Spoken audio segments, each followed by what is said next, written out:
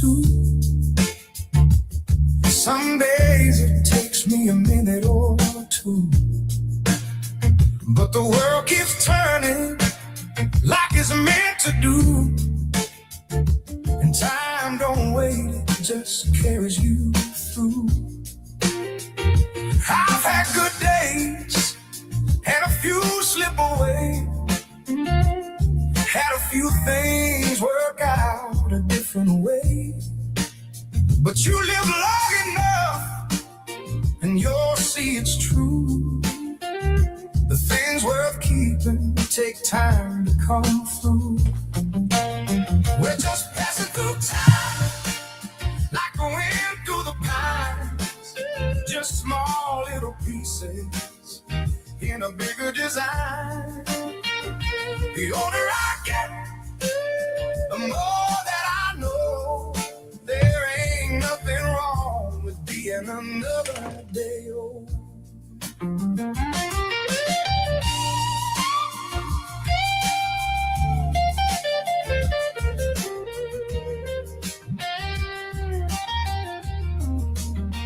There's a long stretch of road and a sky full of blue, and the radio playing that worn out tin.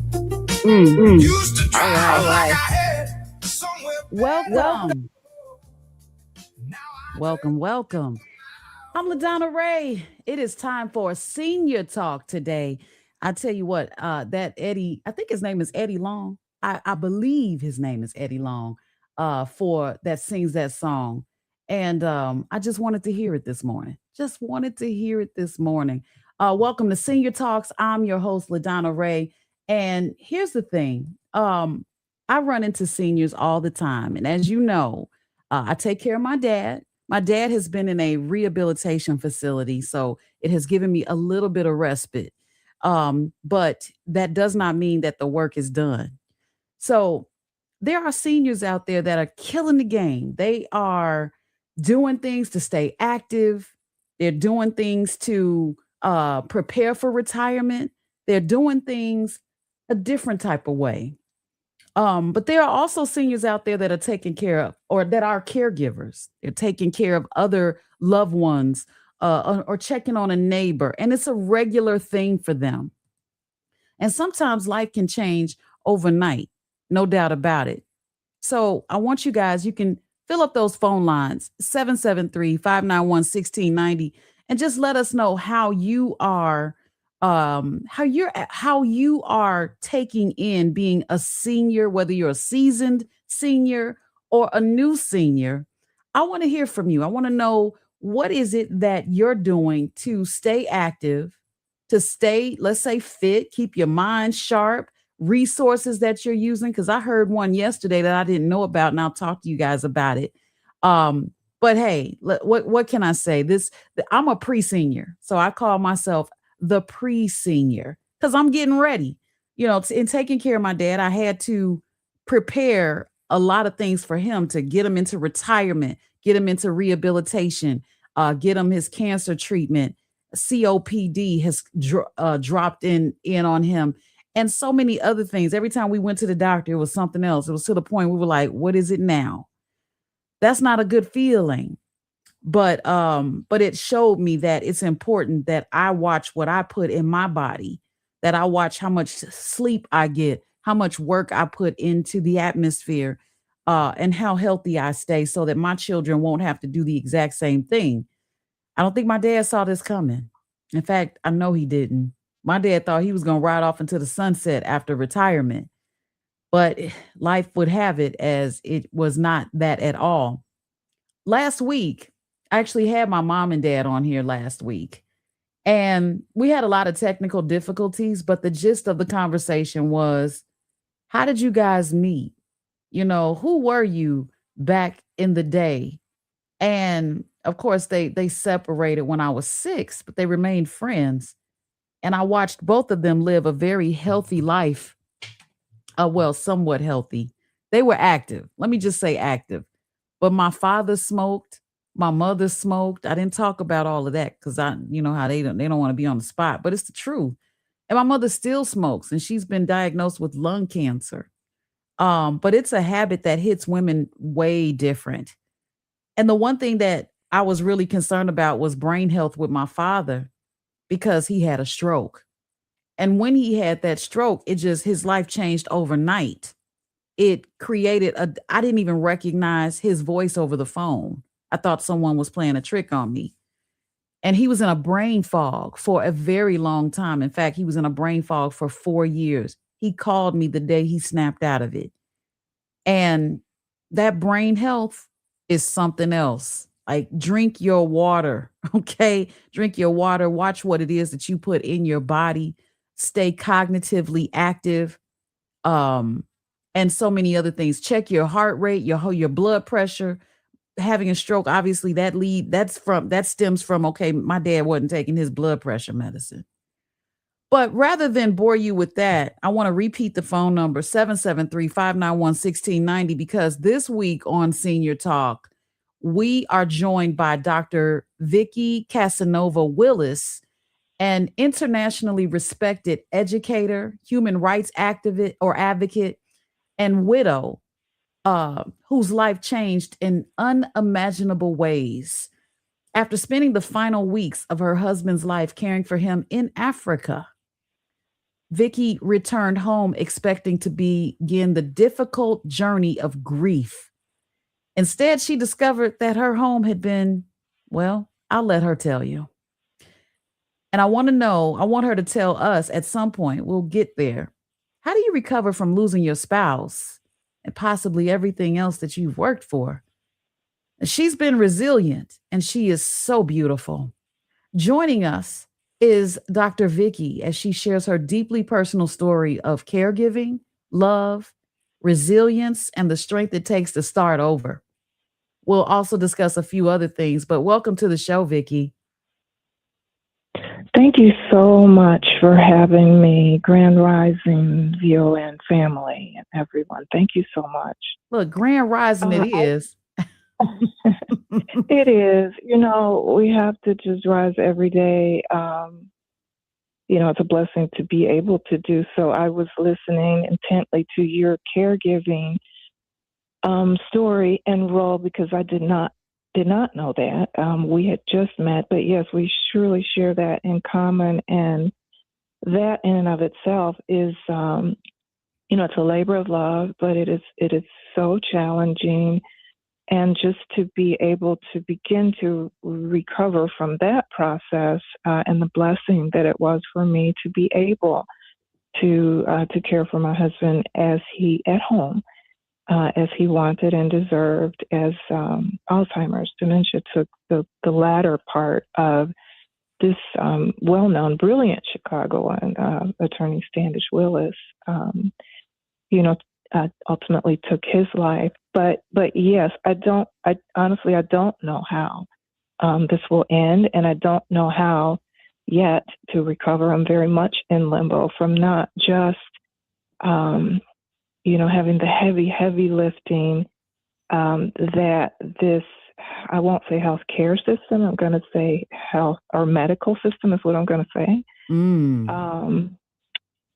places the burdens on especially so many of our elders and the caregivers, many of whom are women, right? It happens to fall to whether family or not. Think about those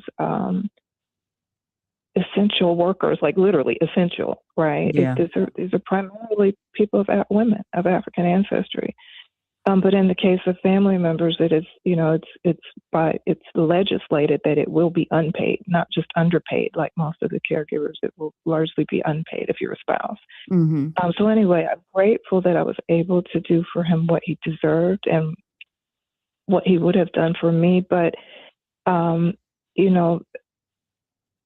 saying goodbye and then literally being able to spend the last, month and a half or so of his life at home on the continent, again, per his wishes.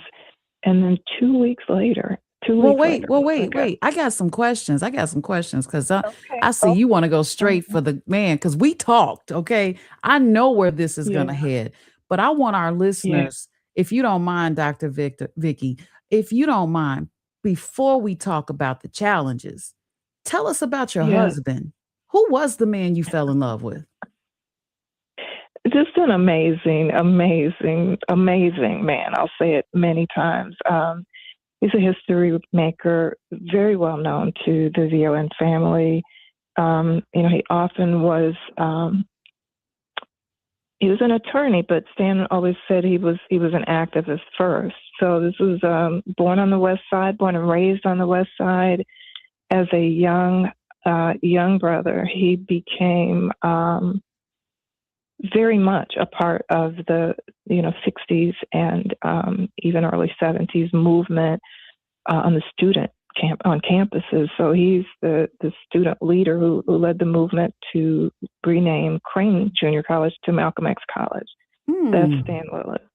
He also, well, it's very easy. People can Google him. I won't go deeply into that, but I will just say that people know he was a long runner. When my husband died, he passed away, became an ancestor in 2025. He was, how do I say this? He was 83 at the time and was able to work really, really, really hard to bring, really for the first time, international human rights law to bear here in the U.S. in a significant way. So what I'm going to say right now is actually being echoed back to me that perhaps this is part of, some people feel that I was very directly targeted because of the work in law force accountability and very specifically being the leader and bringing Black people against police torture, community group together, grassroots to do what no one had done before in the U.S. and literally hold Chicago police torture up to international light and bring a measure of justice here. So that's actually the first municipal reparations win here in the U.S. Wow. We're very proud of the Evanston work and the, for housing injustice and so forth. And so that legacy continues, but it's not without penalties. So some of the help that I would possibly be able to get, and some of the entities were actually, unfortunately, enemies of my husband. Because he was a civil rights and human rights lawyer, a trial lawyer, a very, very successful one in that regard, because his work and his heart was for the people. So again, I love him. I will always love him. I'm blessed and honored to have been able to have the heartbreaking role of helping him have a kind of soft landing and walk with them together through one of the most heinous diseases in the world. First of all, I thank you for your work and for this program, because there's some things that as younger people and then as elders, we don't always know about what how it's really targeting, or not targeting, that's not the word, but really seriously impacting and a significant risk to people of African ancestry. And Alzheimer's and dementias are one of them.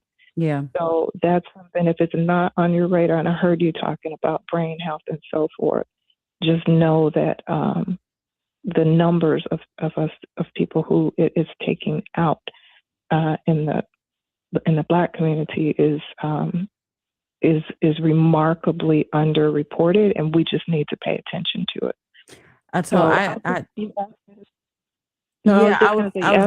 Yeah, please. And that's a whole series of programs. I can't even do it in just a few minutes, but Stan belonged to this community, Chicago. He knows him, and he was a long runner, and I know the ancestors and our creator said, well done. I love that. Wow, you really painted a picture of who Stan was and really is, in this society. Thank you for sharing your husband with us today. And Absolutely. who are you? who are you? Who is Dr. Vickie Casanova-Willis? Well, I'm a young elder. I'm a new elder. I turned 65 last September. I was looking forward, honestly, to the golden years. This is not how I had hoped and expected it would pan out after almost 25 years of being married to, I always called him the baddest brother on the planet, and mutual love of our lives. But you have to play the hand you're dealt, right? And so while I had expected we had a 20-year age difference between us, and we had talked and planned about, what would we need to do to plan for life to look the way that we wanted to could still continue to give back to the community. We were in the human rights work together, although I'm an educator and cultural worker, while he was a lawyer. And so I'm still all of that. For a long time, I was introduced to people just as this is Stan's wife. so that's cool. And I was like, okay, yeah, and I honor that.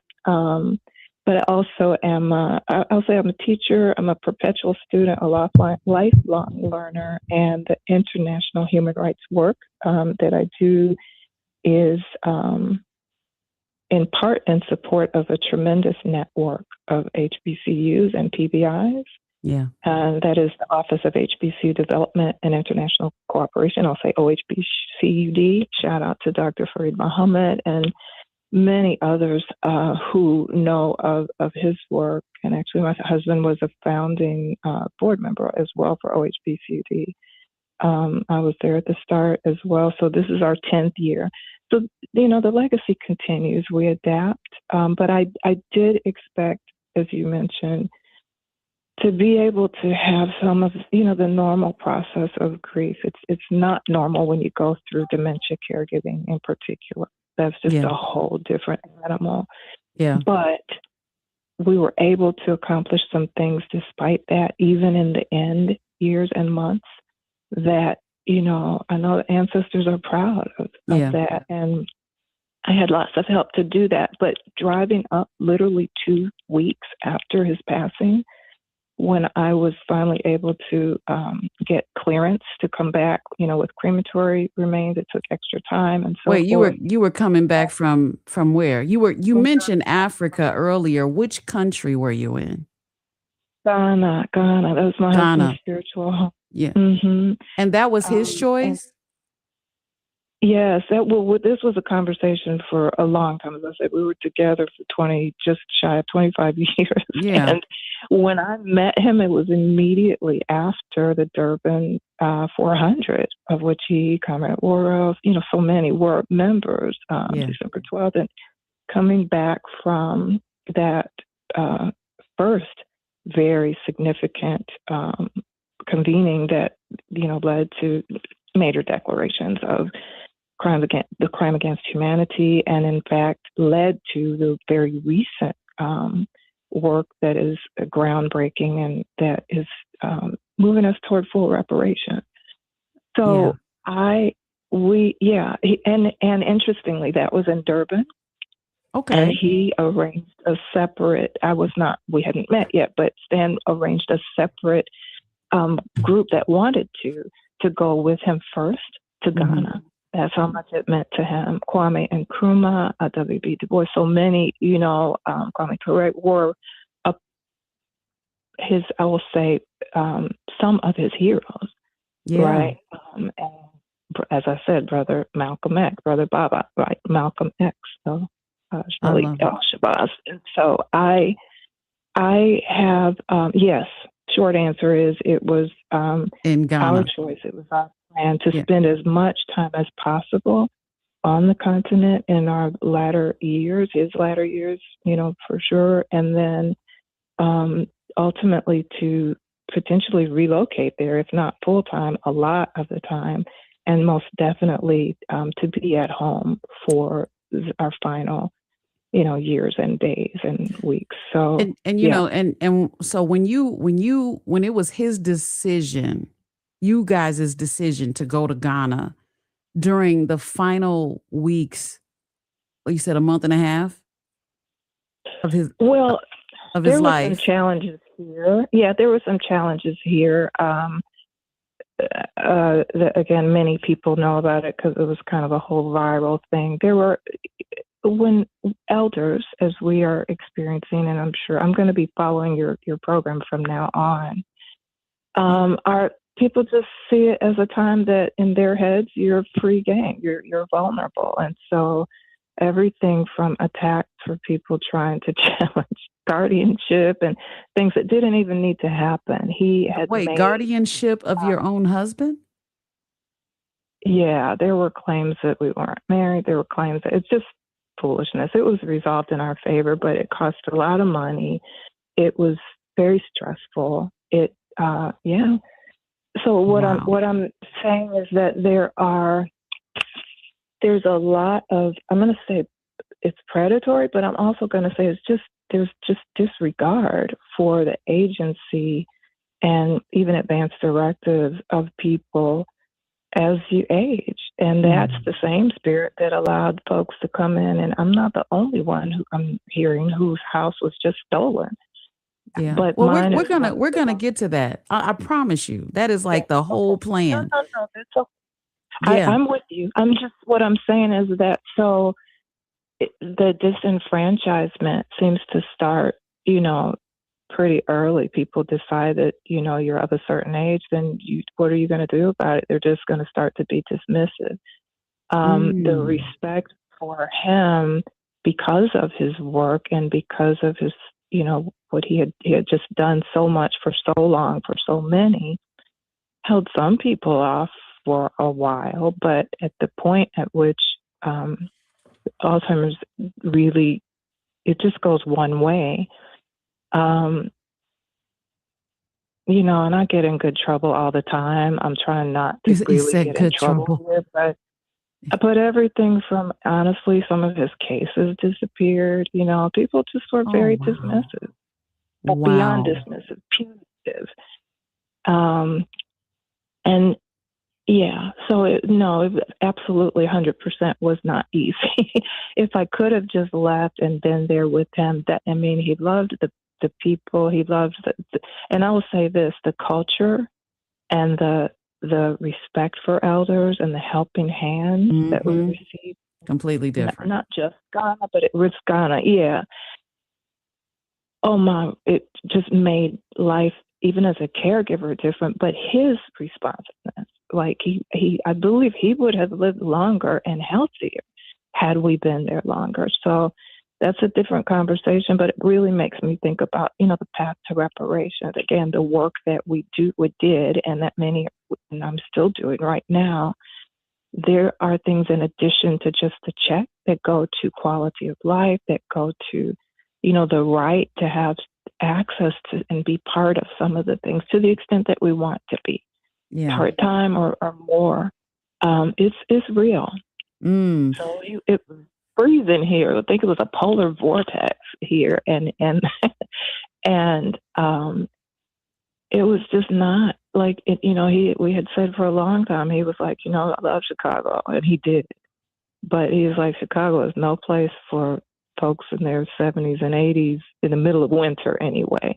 So the plan for years, and we invested and worked, and in the community, we invested more than anything else. But we also invested in just a little bit that we had to be able to support our own senior years in that way. Yeah. But yeah, that was way before dementia showed up. He was real clear about, and we were in agreement of what we wanted. You talked about his work and your work together. What is one of the fondest moments you have with your husband on a personal level? Oh my gosh, I have so many. So many. I might have to.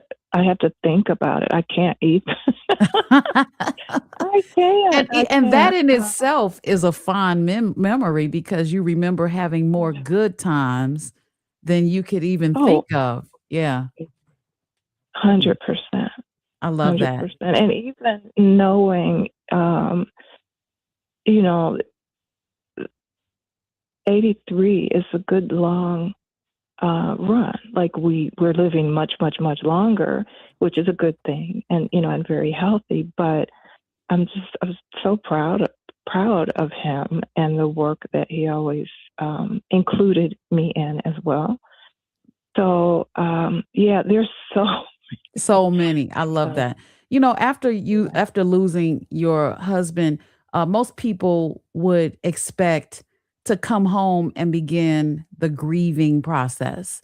Your husband actually died in Ghana. Am I saying that right? yeah, Yeah. yes, that's correct. He Went died home in at Ghana. spiritual. Yeah. Yeah, yeah, And you got on a plane and you're like, okay, now let me go home, pick up the pieces. And instead, you were met with another unimaginable crisis. Take us back to that yeah. day. What happened when I'm you sorry. returned I'm home? right now. Yeah, yeah. Um, I literally drove up, and Oak Park is. I live in Oak Park. It's a lot of like a lot of suburbs, a lot of bedroom communities, as they say. So you pull in the alley around the back and park there. And as I pulled around, the cars were not there. And I'm thinking, okay, that's odd. So then I pulled around to the front and realized like the front window was totally different.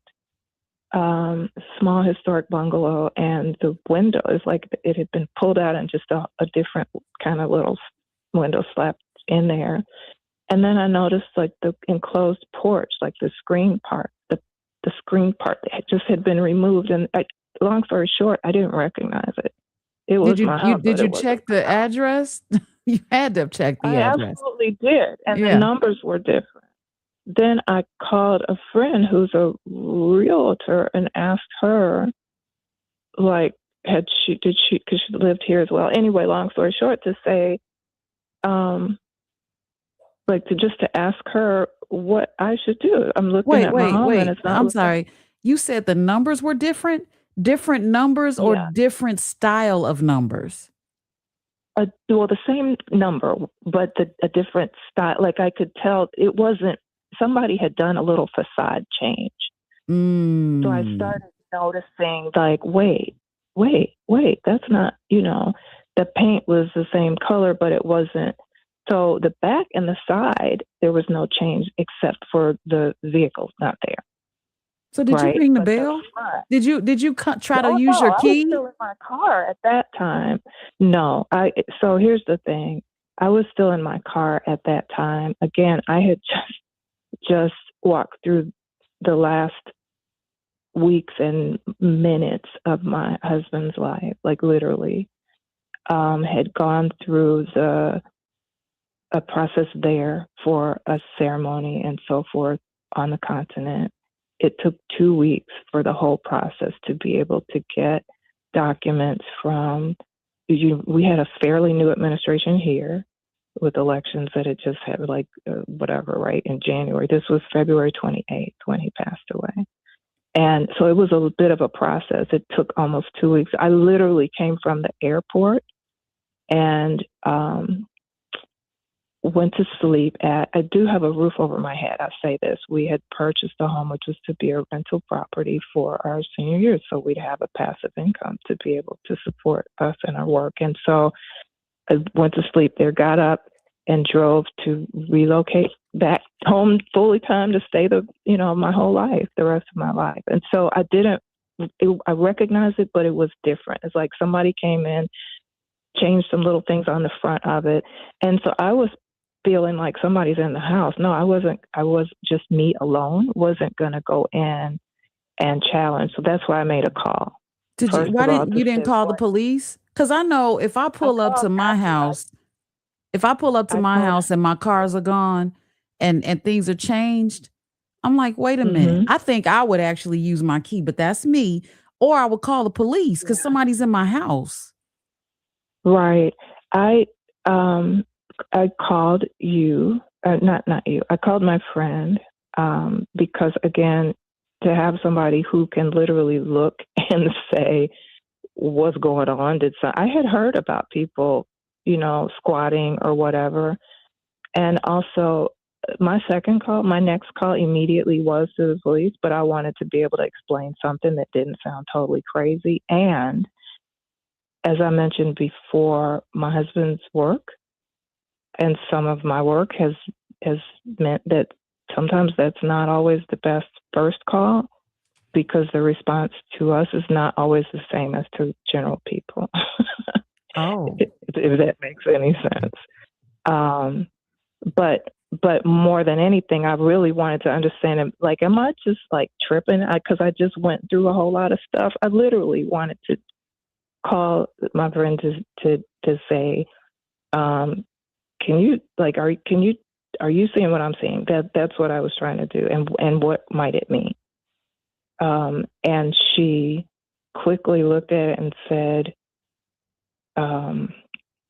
she pulled up something that said, "Oh, it's saying you sold your house." And I said, "What?" And she said, "Yeah." And so I immediately called the police and asked them to come over and assist me with a standby so that we could go, knock on the door, try to see who was there, try to get some answers. Yeah. so here's my question. If you sold your house on paper, where'd the money go? Because your house was paid Exactly. for. Yeah, it was So just so the year who before. who made financial gain when your house was supposedly sold? Well, we didn't figure that out first. I mean, the first thing was that the police came over that time, and it was empty. It was empty, but it was locked. Well, I'll tell you the other thing I noticed. There was an external mailbox there that was like a lockbox and everything. That wasn't the case. Initially, it had been, the historic bungalow that actually wasn't supposed to be, it was supposed to be protected and not changed, and it had a door with a slot in it. Oh, yeah. So, and my mind was still, again, transatlantic flight. My husband had literally just, finally taken his last breath. We had come to the end of a really beautiful life, but really tough final ending of it, the last whole couple of years even. I mean, I get that, but I'm just, I'm thinking, wait, maybe yeah, I'm like, somebody's come and tweaking. pinch me. Like, really, Right. there was a Yeah. lot going on in my head. And my first thought is not, oh, I need to call the police and have them. I'm cautious, and many of us should be, before we do that. Hold on now. Period. I'm sorry, Vickie. We don't agree there. First person I'm Okay. calling. In fact, first thing I'm doing is I'm going in my house. But I can't. I think that's what I'm going to do, because I did not walk in Vickie's shoes. I did not bury my husband on a flight, stay in my other home, and then come home to a different home. So I can't even imagine that I would be as calm as you. You know what I'm saying? I can't. Calm. Yeah. Yeah. Let me say That's let me calm say compared this. to what I think I would do. No, I hear you, but let me say this again. You asked me who I am, Yes. and I will tell you, I've changed as a result of the caregiving and the necessity to be even more patient and even more calm and even more flexible and even more like with especially with the dementias. I told somebody the other day, you have to be prepared to keep loving and to flow with whoever shows up, including someone in your house. No, I mean with my husband, for example, Okay. in that case, because an hour later, he may not know who I am. And I can't be freaking out because he doesn't know who I am, because then I make the situation worse, right? So what I'm saying is that the experience of living through the continued evolution and progression of Alzheimer's meant that I won't say I was numb, but I was definitely, it's almost like having an out of body experience. And you have to, I have a question because, for you. I have a question for you. yeah, Um, yeah. did it show that you sold the house, or did it show that your husband sold the house? No, and this was my home. We married, as I said, we're just 25 years later. So this was only my name was only ever on that house. So it showed that So you sold the house on paper. with a forged signature, they were boldly, they did it within a matter of a few weeks, listed it online. One of my neighbors actually, looked at, had her son come and show her how to Google and everything, and it said I sold the house. By the way, for half of what it was worth, half, So you 200,000 lost. to So, 200 so you lost your dollars. equity. You lost your equity. You lost your house. So No, what? the equity's still there. I didn't lose anything. Somebody did a lowball quick sale to make a fast move. It's possible that both the bogus buyer, the bogus seller, and bogus buyer, and I'm saying bogus now because they've gotten repaid. We found in the last month or so, they've gotten reimbursed. It's been proven to be fraudulent, but I still don't have my home. And by the way, the other part is once I did get the police there, because I just wasn't going up to the door without it. I didn't know what I was going to experience. And my personality, especially after a long time dementia caregiving, which and all kinds of drama outside of him and us, with attacks on on being able to just fulfill his desire and wish to stay at home and be cared for by his wife. I'm just not, it's not calm. It's, I'd say, measured, and maybe it is calm. I just have a great big God, and I know we've been led and taken care of for a long time. I was just trying to show up every day I get for a it. long time and be obedient. Yeah. So Let me just remind my people that if they have a question, if they want to call in and talk to you, that they can. Guys, if you want to call in real quick, 773-591-1690. If there's some questions out there or some concerns, because I've got a lot of questions in my head about this house. shoot, You know sure. what it I mean, I know Yeah. that I know somebody out there is going, wait, what?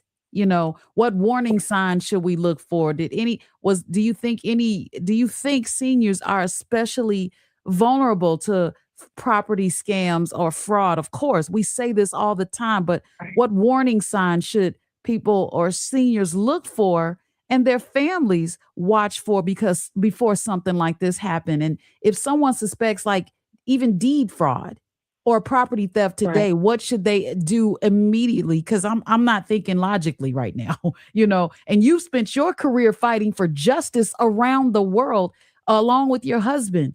Did that experience Yeah. prepare you for fighting for justice for your own life?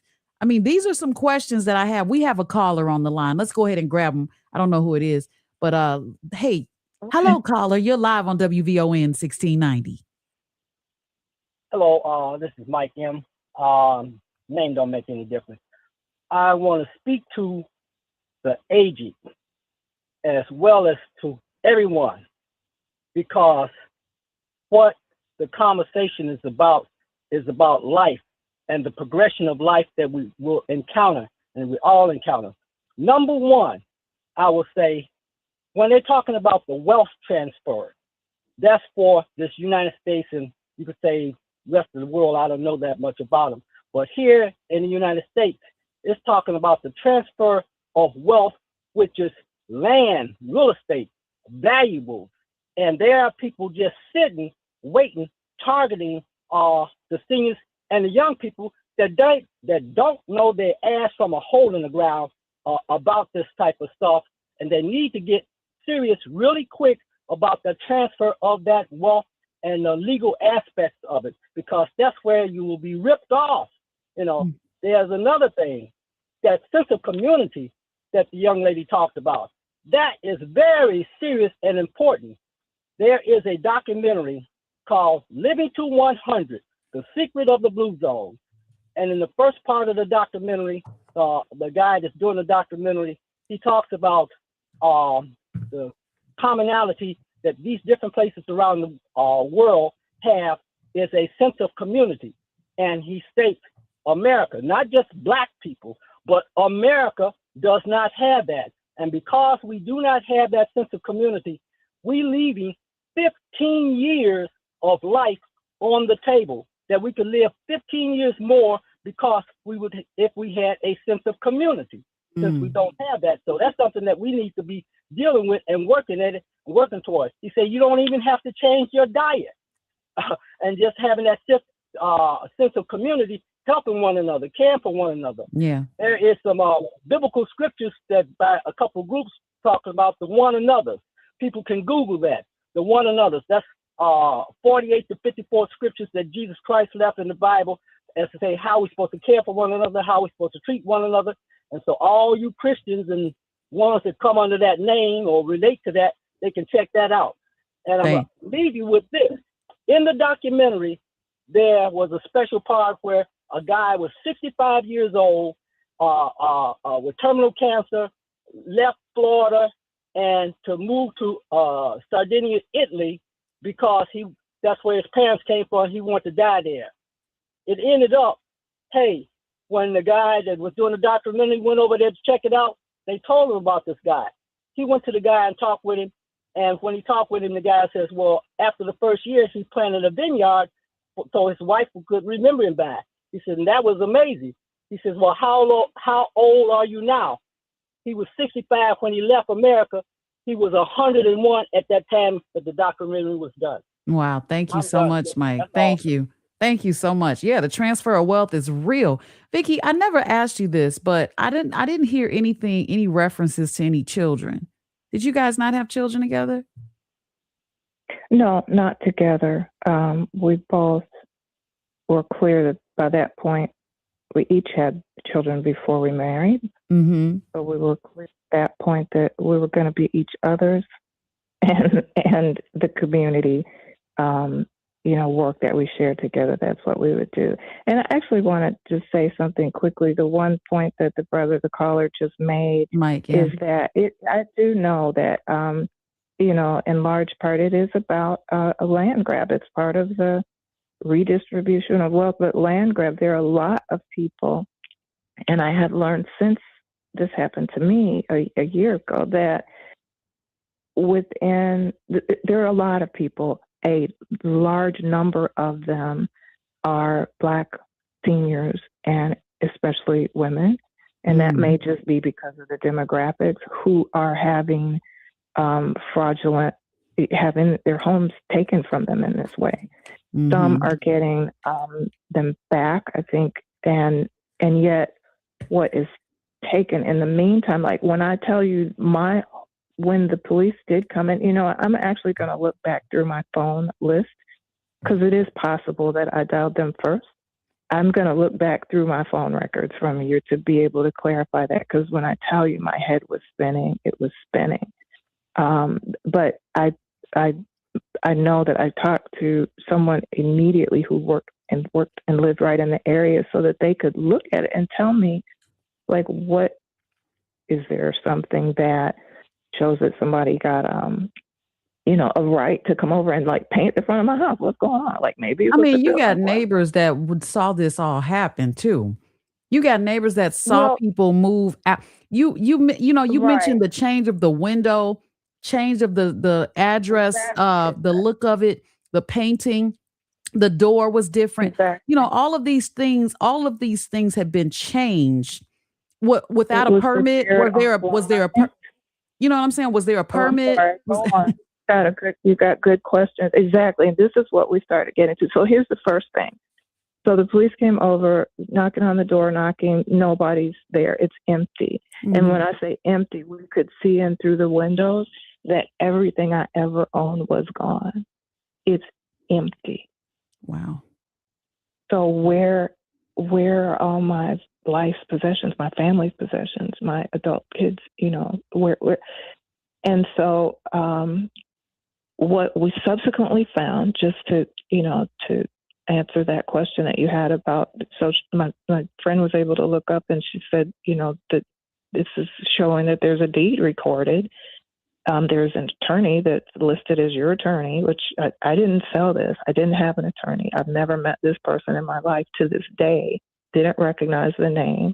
I've never signed a, what do you call it, power of attorney for anyone to be able to do it. No, it was purely a forgery of my name. It was an international, and because they did it through the internet, right, online, the buyer said, when we finally did connect him, would get the police connected, that he didn't know that he bought it from me. First he said I was there, then he said I wasn't there, then he said it was online. So, and he said he just threw everything away.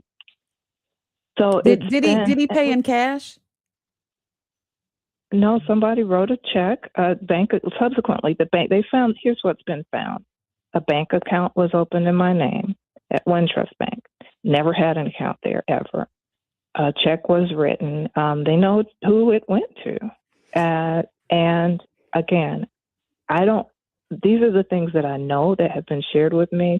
There's so much that I don't have information on, and that's why I appreciate being able to have you as a media, person that with a voice and with a concern for seniors to be able to help me tell this story, because it's almost been like a media blackout.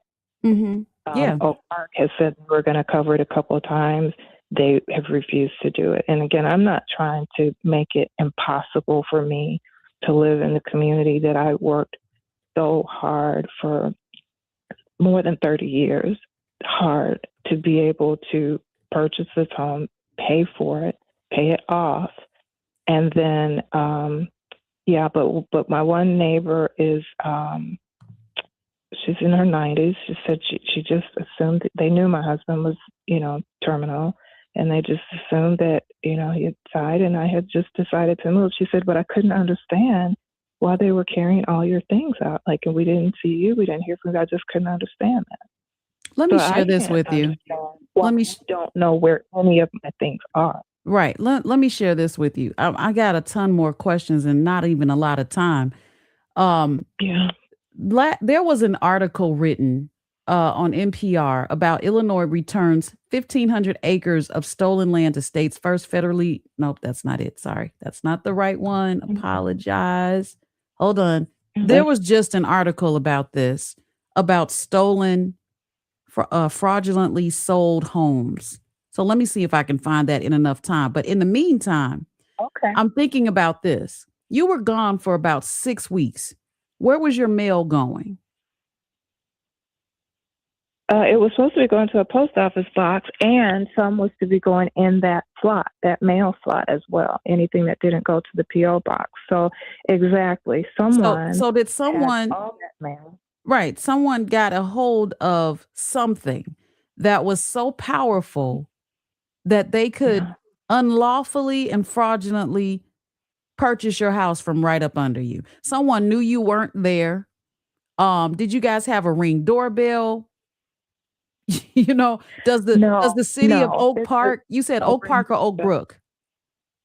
Oak Park. Oak Park. So did you go to the village of Oak Park and ask them if any permits were pulled? All of that, yes. In fact, we got it stopped because, again, immediately I talked with the what is now Monica Gordon's office, Monica Gordon's office, and they looked at the deed, and they looked at the previous things that had been recorded for me and said, that's not even a good forgery of your name. Right. And so they didn't even validate it. No, didn't even try to. So again, the realtor friend that I have instructed me immediately that I also needed to talk with the trustee in Oak Park, because I think that's the name of the trustee township or whatever, because they have to stamp any of those transfers to do that. And just red flags all over the place. Nobody sells a historic bungalow or any bungalow in Oak Park fully paid off for $200,000. Look at this. Look, I gotta read this real quick because we only have 5 minutes.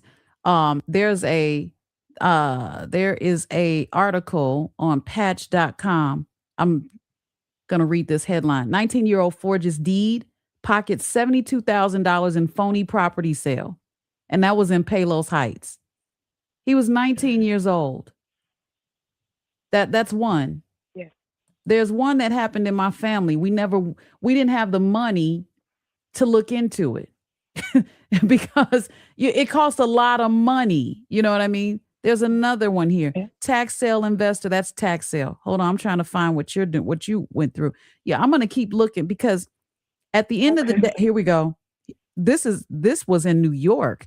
3 charged in alleged fraud scheme to steal deed of brownstone worth $1 million in Harlem, resell it in days. This is happening all over.